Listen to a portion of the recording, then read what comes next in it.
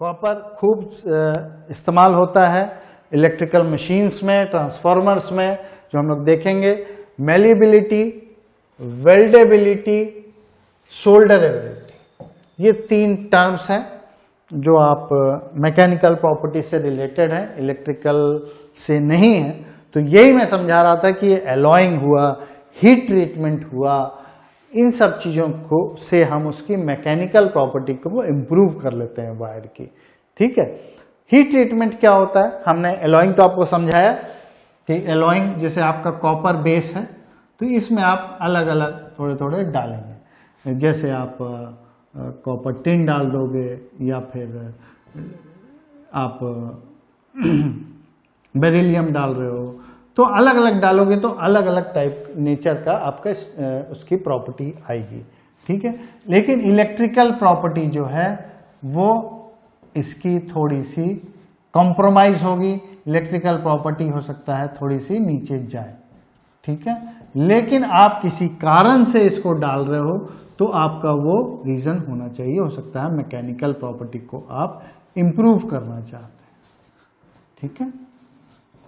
आपको एक बैलेंस चाहिए तो मैकेनिकल प्रॉपर्टी आपकी इंप्रूव हो जाएगी। ओके। अब मैकेनिकल प्रॉपर्टी में क्या क्या आता है? स्ट्रेंथ आ गया आपका। ठीक है, कितना मजबूत है आपका तार। उसके बाद मेलिबिलिटी। मेलिबिलिटी क्या चीज होती है? मेलिबिलिटी वो चीज होती है कि किसी चीज को आप पीट पीट के कितना ज्यादा फ्लैट कर सकते हैं, कितना आराम से शीट बना सकते हैं। ठीक है। कंडक्टिंग शीट बनाने के लिए आपको मेलिबिलिटी वाली प्रॉपर्टी उसकी चाहिए। एक डक्टिलिटी की बात करी थी। डक्टिलिटी मतलब कितना आप खींच सकते हैं, उसको लंबा खींच सकते हैं। ठीक है। Delta L by L not, that is your ductility. Okay, एक तरीके से। और मेलिबिलिटी की कितने आप उसको एक चादर की तरीके से कैसे फ्लैट बना सकते हैं। उसके बाद वेल्डेबिलिटी। अब जब आप बस बार कंडक्टर्स यूज कर रहे हो तो आपको 2 कॉपर वायर्स को या 2 कॉपर एलिमेंट्स को जोड़ना पड़ेगा। जोड़ने के लिए या तो आप सोल्डर करिए या वेल्ड करिए। ठीक है। तो वो भी आपको देखना है कि वो आसानी से हो जाए। अगर वो जुड़ ही नहीं पा रहा है तो आप बड़े कंपोनेंट कैसे बनाओगे। ठीक है। तो वेल्डेबिलिटी एंड सोल्डरेबिलिटी, कैसे 2 को जोड़ा जा सके। तो ये सब चीजें हैं जो हम लोग कॉपर को डिपेंडिंग ऑन द कौन से आपका एप्लीकेशन है, कॉपर इसमें सपोर्ट करता है, इसीलिए हम लोग कॉपर को यूज करते हैं। Okay. Copper in pure form is having good conductivity but the conductivity standard grade copper is reduced due to the presence of impurities. This we have seen in that graph कि अगर आपका percentage impurity है, ठीक है, और यहां पे आप इस तरीके से इसका कंडक्टिविटी है यहां पे,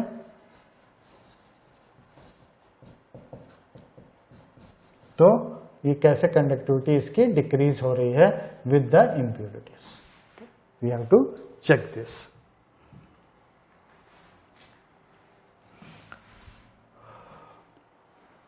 कॉपर की resistivity 1.68 ohm micro ohm centimetre में। अब आप देखिए यहाँ पे इसका जो यूनिट है, हमने पहले आपको वहां बताया था ओम मीटर या ओम सेंटीमीटर, या आप यहाँ पे देख रहे हो माइक्रो ओम है, मतलब 10⁻⁻6 इंटू ओम सेंटीमीटर। ठीक है। ये वही चीज है, कुछ नया नहीं है इसमें।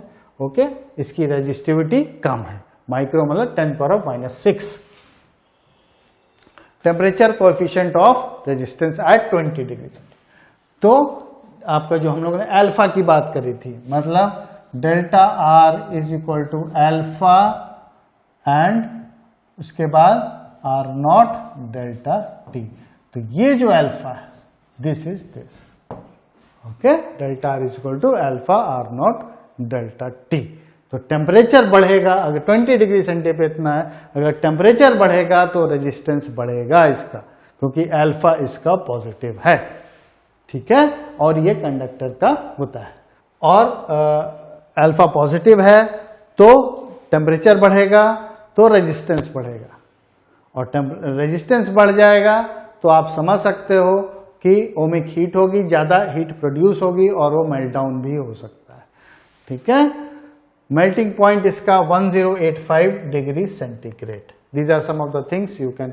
ये डेंसिटी है, ये भी बहुत इंपॉर्टेंट चीज है, कितना भारी है ये। ठीक है, तो 8.96 ग्राम पर सेंटीमीटर क्यूब ये भारी। अभी हम देखेंगे जब हम एल्यूमिनियम डिस्कस करेंगे कि एल्यूमिनियम की कितनी डेंसिटी है, और ये हमारी कॉपर की डेंसिटी है। तो कॉपर और एल्यूमिनियम को जब हम, क्योंकि दोनों कंडक्टर हैं, हम लोगों ने अभी बात करी है कि कॉपर एल्यूमिनियम दोनों कंडक्टर हैं, फिर हम कॉपर के ज्यादा कंपोनेंट देखते हैं, एल्यूमिनियम का कंपोनेंट उतने ज्यादा कंपैरेटिवली नहीं देखते हैं, कॉपर को प्रेफर करते हैं। क्यों है ऐसा, है ना?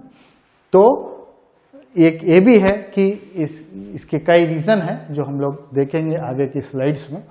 और एक अभी के लिए इतना याद रखिए कि एल्यूमिनियम काफी हल्का होता है और कॉपर थोड़ा भारी है, उससे लगभग 3 से 4 गुना भारी है। ठीक है, annealed copper is used at a place where flexibility is required. हम लोगों ने अभी बात करी एनील्ड कॉपर और हार्ड ड्रॉन कॉपर। तो एनील्ड कॉपर क्या है? एनील नाम कहां से आया? एनील जो है आपका is a type of heat treatment. Okay, annealing is a heat treatment. पहले हम बता दें आपको हीट ट्रीटमेंट क्या होता है। ये एक मेटलर्जिकल प्रोसेस होता है हीट ट्रीटमेंट। इसमें क्या है कि किसी कंपोनेंट को लिया, उसको गर्म कर दिया। मान लीजिए ये टेम्परेचर है, ये टेम्परेचर है, and this is your time, this is time, okay, and this is your temperature। इस टेम्परेचर पर है, मान लीजिए ये 20 डिग्रीज है, हमने इसको ऊपर ले गए, मान लीजिए ये ऐसे ही आपको एक आइडिया देने के लिए क्या चीज है ये। 500 डिग्री सेंटीग्रेड पे ले गए, वहां पे थोड़ी देर रखा हमने, फिर इसको कूल किया, उसके बाद फिर थोड़ी देर रखा, तो ये जो है ये मान लीजिए 200 डिग्री पे ले आए। ठीक है, तो ये जो इधर टाइम है, तो इस तरीके का जो ट्रीटमेंट देते हैं हम मटेरियल को, इसको हम हीट ट्रीटमेंट कहते हैं। और हम क्यों देते हैं? क्योंकि जो हमने अभी थोड़ी देर पहले आपको स्ट्रक्चर्स बताए और ग्रेन बाउंड्री बताई और वैकेंसी बताया, तो जब हम किसी चीज को गर्म करते हैं तो उसके अंदर चेंजेस आते हैं, है ना? उसके कंपोजिशन जो है थोड़ा, जब हाई टेम्परेचर पे जाते हैं तो यूनिफॉर्म होने की कोशिश करता है, वो यूनिफॉर्मिटी आती है। उसके बाद जब ठंडा करते हैं तो उसका फेजेस बदलते हैं, ऊपर जाते हैं तब भी फेज बदलते हैं। तो ऐसे करते करते ये भी एक तरीका है जिससे हम उसकी स्ट्रेंथ बढ़ा सकते हैं, उसकी डक्टिलिटी चेंज कर सकते हैं, उसकी स्ट्रेंथ कम कर सकते हैं। तो हम कस्टमाइज कर सकते हैं उसकी प्रॉपर्टीज को। एक तो एलॉइंग से होता है, एक हीट ट्रीटमेंट से भी होता है। ठीक है, तो हीट ट्रीटमेंट इज, तो annealing is one of the process of heat treatment. हम उसको टेम्परेचर पे, अलग अलग टेम्परेचर पे ले जाते हैं डिपेंडिंग ऑन द कौन सा एलॉय है, कौन सा मेटल है। अलग टेम्परेचर पे ले जाते हैं, हाई ले जाते हैं, उसको वहां रखते हैं 3 से 4 घंटा, 10 घंटा, जैसा भी है।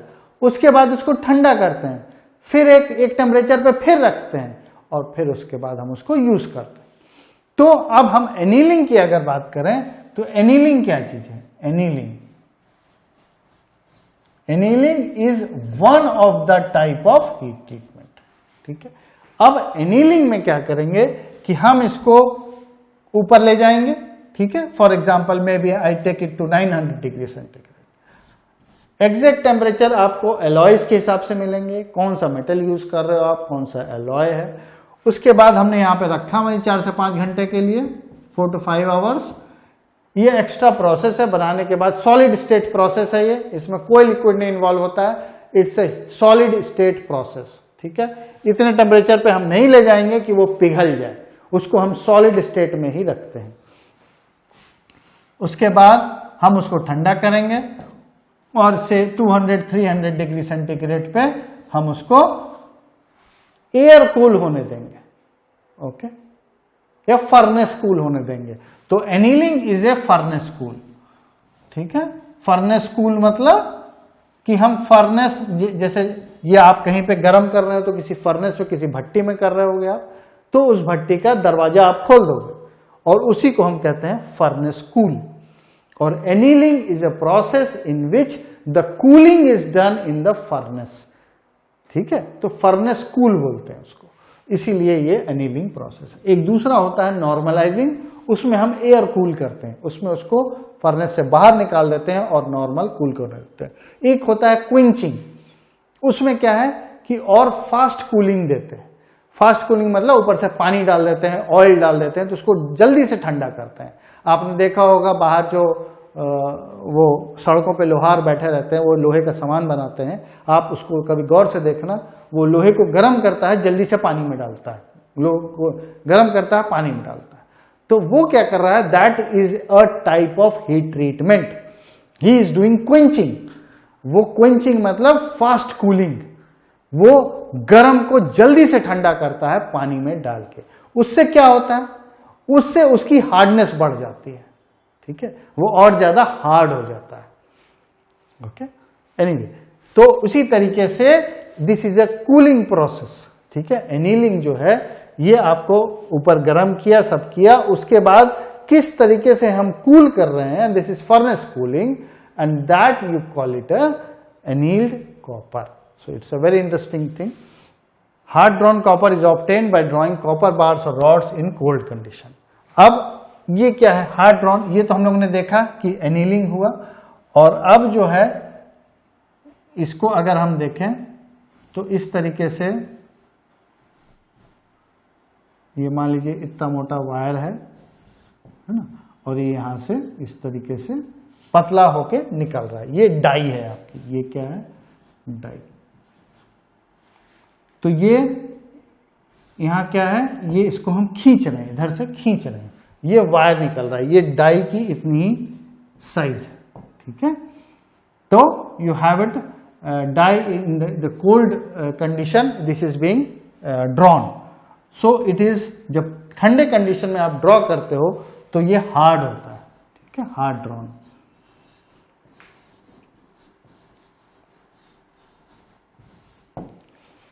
तो जब कोल्ड, इसको हम कोल्ड वर्किंग भी बोलते हैं, कोल्ड वर्किंग। तो जब आप ठंडे में किसी चीज को खींचते हैं तो वो हार्ड होता जाता है। और इसका भी रीजन है which is I think beyond this course, scope of this course, but थोड़ा सा आपको बता देते हैं कि जब इसमें जब खींचते हैं तो स्ट्रेन हार्डनिंग होती है, ठीक है।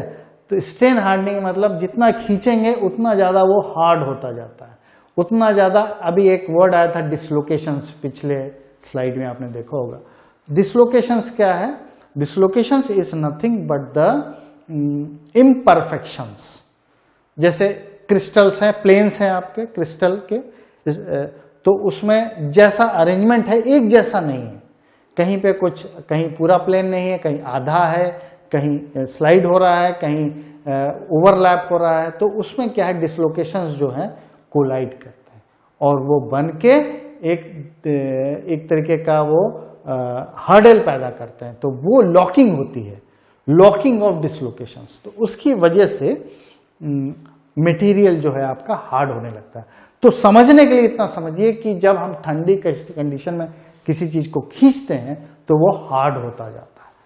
इसीलिए आप देखियो किसी चीज को अगर हमें खींचना हो तो थोड़ा सा गर्म कर लेते हैं, तो गर्म करते हैं तो उसके स्लिप प्लेन्स एक्टिवेट हो जाते हैं और हम उसको आराम से खींच सकते हैं, जैसे आपका तार खींच रहे हैं, कुछ कर रहे हैं। लेकिन अगर ठंडी कंडीशन में करते हैं तो वो हार्ड हो जाता है। ये डेलिबरेटली कर रहे हैं हम लोग, क्योंकि हमें हार्ड कॉपर चाहिए।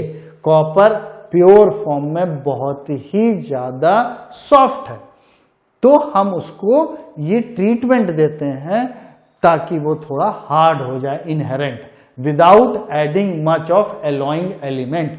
क्योंकि अगर हम एलॉइंग एलिमेंट ऐड करेंगे तो हमारी जो कंडक्टिविटी है वो डाउन हो जाएगी। हमें कंडक्टिविटी भी रखनी है और उसको स्ट्रेंथ भी देना है, तो उसके लिए ये एक तरीका है। ओके, इट्स क्वाइट इंटरेस्टिंग कि आप जो है उसकी जो कॉपर वायर है उसकी आप कंडक्टिविटी को भी मेंटेन करना चाहते हैं, है ना, कंडक्टिविटी मेंटेन करना चाहते हो आप, और उसके बाद उसको आप वो भी नहीं होना देना चाहते हो, मतलब कि सॉफ्ट भी नहीं रहना चाहते, तो कंडक्टिविटी भी रहे और हार्ड भी रहे। और हार्ड हम एलॉय से कर सकते हैं, लेकिन एलॉय से नहीं करेंगे, हम अवॉइड करेंगे, पहले हम हीट ट्रीटमेंट करेंगे। हीट ट्रीटमेंट से हम इस तरीके से कोल्ड कंडीशन में अगर खींचेंगे, ये इनफैक्ट हीट ट्रीटमेंट में नहीं आता है, ये एक मैन्युफैक्चरिंग प्रोसेस है। ये वाला हीट ट्रीटमेंट में आता है एनीलिंग वाला, बट यहां पे ये मैन्युफैक्चरिंग प्रोसेस है। उसको इस कंडीशन में बनाएंगे कि हम ठंडी कंडीशन में बनाएंगे ताकि वो थोड़ा हार्ड हो जाए, उसमें स्ट्रेंथ आ जाए। Okay, for winding of electrical machines and transformers copper is preferred to aluminium. अब ये मैं आपसे बता रहा था कि एल्यूमिनियम कॉपर का रिलेशन, कि एल्यूमिनियम भी कंडक्टर है, कॉपर भी कंडक्टर है। डेफिनेटली कॉपर ज्यादा अच्छा कंडक्टर है, कॉपर थोड़ा महंगा है, एल्यूमिनियम जो है हल्का है, थोड़ा सस्ता है, कॉपर थोड़ा भारी है। तो हम कौन सी अगर हमें वाइंडिंग करनी है मोटर की या कुछ, तो हम क्या करें, कॉपर का करें कि एल्यूमिनियम का करें। अब हमें अगर अपने मोटर के साइज छोटा रखना है, ठीक है, साइज अगर मुझे छोटा रखना है तो मुझे कॉपर में जाना पड़ेगा। साइज का अगर मेरे पास लिमिटेशन नहीं है तो हम एल्यूमिनियम में जा सकते हैं, ठीक है। तो क्या क्या चीज कंसिडर करने की है आपकी, रेजिस्टिविटी, फिर उसके बाद डेंसिटी, है ना, ये सब चीजें। ये एल्यूमिनियम की डेंसिटी कम है, कॉपर की ज्यादा है। रेजिस्टिविटी इसकी जो है ज्यादा है और कॉपर की थोड़ी कम है। इन दोनों के कंपैरिजन की बात हो रही है, ठीक है। तो आप देखो कि किस तरीके से आप बैलेंस करोगे, कौन सा यूज करोगे, ठीक है। Aluminium wires have a tensile strength much lower. अब आप स्ट्रेंथ की बात करते हो तो एल्यूमिनियम की थोड़ी कम है, कॉपर की ज्यादा है। तो इस तरीके से प्रॉपर्टीज को आप डिस्ट्रीब्यूट करोगे, ठीक है। सब चीजों को दिमाग में रख के, अब वाइंडिंग करनी है आपको, मोड़ना है, बार बार मोड़ना है। स्ट्रेंथ कम है तो वो टूट जाएगा, एल्यूमिनियम टूट जाएगा, ठीक है, थोड़ी देर के बाद। लेकिन कॉपर हो सकता है थोड़े ज्यादा चले। This results in tendency in the breaking of the aluminium wire. वही बात यहां हो रही है कि टेंशन में कि किंग्स बन जाते हैं, वो ऐसे जब आप ऐसे ऐसे करिए तो वो किंग्स बन जाते हैं और वो वहां से टूट जाता है। Okay, annealed copper is used at place where flexibility is required. तो हमने आपको कहा था कि जो एनील्ड कॉपर होता है वो एक हीट ट्रीटमेंट है, एनीलिंग, उससे जो बनता है वो हम फर्नेस कूल से बनाते हैं। उसकी स्लो कूलिंग होती है, जब वो स्लो कूलिंग होती है तो वो थोड़ा सॉफ्ट होता है, और जो कोल्ड कंडीशन में हम खींचते हैं वो एक हार्ड कॉपर होता है। तो जहां पे वाइंडिंग आइंडिंग चाहिए, आपको थोड़ा सा फ्लेक्सिबिलिटी चाहिए, वायर है, मोड़ रहे हैं तो आराम से इधर आप मोड़ दें उधर मुड़ जाए, शेप चेंज कर ले, है ना, तो वो टूटे नहीं। तो एनील्ड कॉपर को हम लोग यूज करते हैं in wiring of building, winding wires, electrical machines and transformers. हर जगह हम लोग एनील्ड वायर यूज करते हैं। और ये आप देखिए, ये हीट ट्रीटमेंट को समझाया यहाँ पे। Annealed copper is obtained by heating at specific temperature and then cooling. तो सारा खेल किस टेम्परेचर पे आप उसको हीट करते हैं, फिर कहाँ ठंडा करते हैं, कितनी देर रखते हैं। तो स्लो कूलिंग, है ना, कूलिंग रेट ऑफ कूलिंग पे उसकी मैकेनिकल प्रॉपर्टी डिपेंड कर रही है। Anyway, so annealed copper is soft comparatively, flexibility चाहिए जहां भी आपको वाइंडिंग करनी है, तो उस तरीके से आप चलते रहोगे। Now we can compare the copper and aluminium. The resistivity of aluminium is higher as compare to the copper and therefore aluminum wire has to have a thicker cross section to keep ice or losses less. हमने अब देखा आपने resistivity, resistivity aluminium की जो है आपकी ज्यादा है, मतलब कंडक्टिविटी इसकी कम है, कंडक्टिविटी इसकी कम है, और कॉपर की कम है तो कंडक्टिविटी ज्यादा है। ठीक है, अब जितना ज्यादा रेजिस्टेंस होगा उतना हीट प्रोड्यूस होगा, ये एग्रीड, बिकॉज ऑफ I²R। तो अगर सेम तरीके का वायर होगा सेम साइज का तो एल्यूमिनियम में ज्यादा हीट प्रोड्यूस होगी, क्योंकि उतने लेंथ का वायर में रेजिस्टेंस उसका ज्यादा है। जब वो ज्यादा होगा तो ज्यादा हीट प्रोड्यूस होगी, जो कि आप नहीं चाहोगे किसी भी कंपोनेंट में, इलेक्ट्रिकल कंपोनेंट में। अगर I²R ज्यादा है तो आपका वेस्ट हो रही है एनर्जी, हीट एनर्जी में वेस्ट हो रही है I²R। ठीक है, तो इसको मेंटेन करने के लिए आपको रेजिस्टेंस इसका कम करना पड़ेगा एल्यूमिनियम का। रेजिस्टेंस कैसे कम कर सकते हैं? या तो छोटा वायर लीजिए, ठीक है, या मोटा वायर लीजिए। ठीक है, अगर मोटा वायर आप लेंगे तो छोटा वायर में तो काम नहीं चलेगा। अगर पूरी वाइंडिंग करनी है, आप कहेंगे नहीं हम तो 1 मीटर का वायर चाहिए, हम कहेंगे हम आधा मीटर लेंगे या 0.25 मीटर लेंगे, तो वो तो हो नहीं पाएगा, लेंथ तो आपको उतनी लेनी पड़ेगी। अब आप क्या करोगे, उसकी मोटाई बढ़ा दो, क्योंकि R = ρL/A। हमें जो है रेजिस्टेंस को कम करना है, तो एरिया हमको रेजिस्टेंस को कम करना है तो हमको एरिया जो है बढ़ाना पड़ेगा। मोटा वायर लेंगे हम, अगर मोटा वायर लेंगे तो वो जगह ज्यादा घेरेगा, करेक्ट। तो ये एक रीजन है एल्यूमिनियम कॉपर का। बहुत ही इंटरेस्टिंग कंपैरिजन होता है ये, कि किस तरीके से हम दोनों को कंपेयर करेंगे। तो एल्यूमिनियम वाइंडिंग दस ऑक्युपाइज मोर स्पेस। अब आप ओमिक हीट कम करने के चक्कर में, उसका कंडक्टिविटी मेंटेन करने के चक्कर में आप जो है ज्यादा स्पेस ले लोगे, and the machine size increases. ज्यादा स्पेस ले लोगे, मशीन आपकी, मोटर आपकी बड़ी हो जाएगी, जो आज के जमाने में कोई नहीं लाइक करता है। ये मिनिएचराइजेशन का जमाना है, हर चीज छोटी छोटी छोटी छोटी कॉम्पैक्ट होती जा रही है। Okay, aluminium would machines have less weight, और लेकिन एक चीज क्या है कि आपकी मशीन थोड़ी हल्की होगी। ठीक है, क्योंकि कॉपर का जो डेंसिटी है वो ज्यादा है, ये करीब 2.5, 2.2, 2.3 ग्राम पर सेंटीमीटर क्यूब है, और वो आपका जो है वो करीब 9 के करीब है, 8 पॉइंट समथिंग। ठीक है, तो आप देख लो करीब करीब 3 to 4 टाइम्स का डिफरेंस है।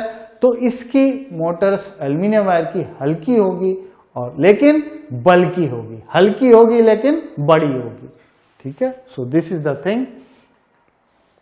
Copper versus aluminium for winding of electrical machines, copper is preferred as compare to aluminium to high tensile strength and lower resistivity of copper.